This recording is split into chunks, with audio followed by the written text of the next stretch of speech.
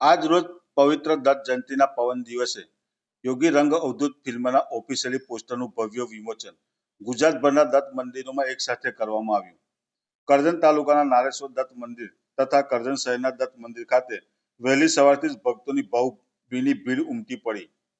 મંદિરોમાં ભક્તોએ ભજન, ધૂન અને સ્તોત્રોના સંગીતમય માહોલ સર્જી પવિત્ર દિવસને આધ્યાત્મિક રંગોમાં રંગી દીધો.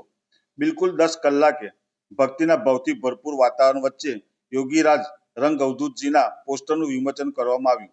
આયોજન દરમિયાન ભક્તોમાં અનોખો ઉત્સાહ અને શ્રદ્ધાનો સુગંધિત માહોલ જોવા મળ્યો.